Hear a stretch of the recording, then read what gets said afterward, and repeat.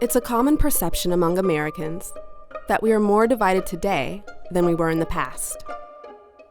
You often hear this about the media we consume and the attitudes we have toward each other. But if you examine our cultural divides, have they actually grown? So we wanted to, find a way to measure those divisions and measure them in a way that could be made consistent across time.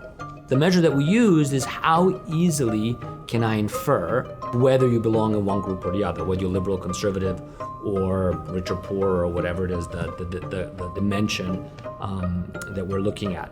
We were particularly interested in seeing the extent to which those differences are bigger or smaller than they used to be. Chicago Booth's Marianne Bertrand and Amir Kamenitsa set out to define culture and the types of behaviors that divide one group from another. Using machine learning and statistical modeling, they analyzed a few different data sets covering the years 1965 through 2016.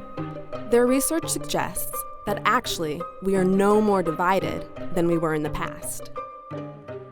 A strong divide along social and cultural lines does exist, but it has existed and been pretty constant for the last quarter century. Because we have these 4 different measures of culture, so time use, social attitudes, consumer behavior, and media diet, and we have these different groupings, the rich versus the poor, the educated versus uneducated, etc. We have lots of potential trends we could look at. But surprisingly, what we find is, with a couple of exceptions, cultural distance in the US, regardless of which groups we're looking at, and regardless of which dimension of culture we're looking at, has been remarkably constant. Lots of people have found this result quite surprising. There certainly has been this perception that not only is America divided, but it's more divided today than it's been in the past. And frankly, we ourselves were somewhat surprised by the extent of stability in cultural distance. Take media consumption as an example. We often hear today that some people watch Fox News and others watch MSNBC. But the TV shows and movies people watched have long been a good indicator of people's politics. Well, whether we go back 2 years ago, 5 years ago, 10 years ago, or 15 years ago, my ability to tell what you're liberal or conservative based on the media consume is roughly 70% in pretty much every year of our data.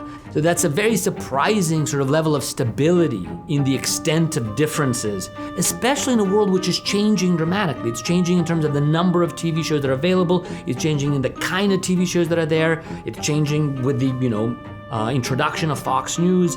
We have a whole new crop of movies that comes in every year, and, which of those are watched by liberals and conservatives changes from year to year.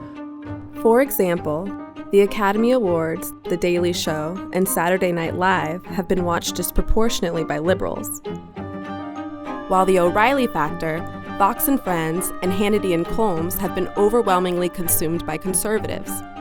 Meanwhile, having read Time or Newsweek, and having not watched Cops and Big Mama's House, have been solid predictors of who had a high education level.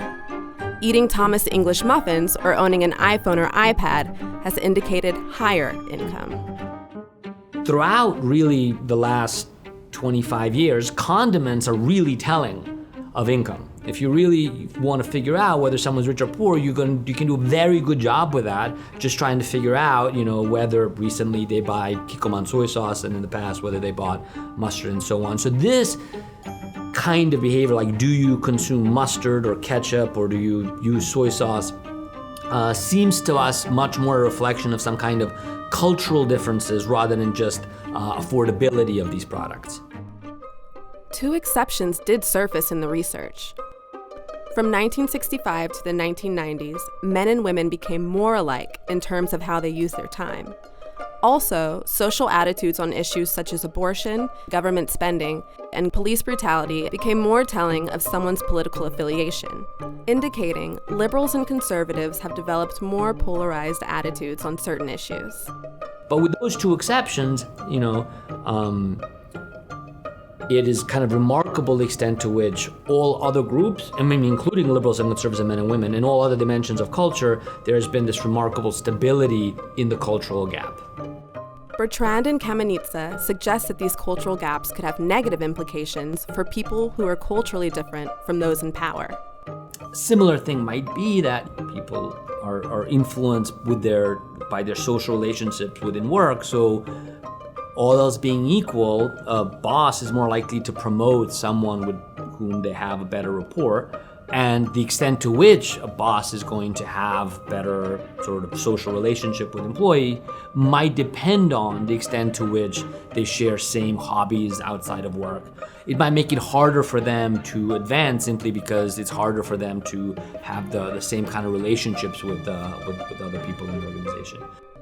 And if many people have this kind of experience, you can see how the cultural divide, although it has been stable for decades, could work against equality and integration.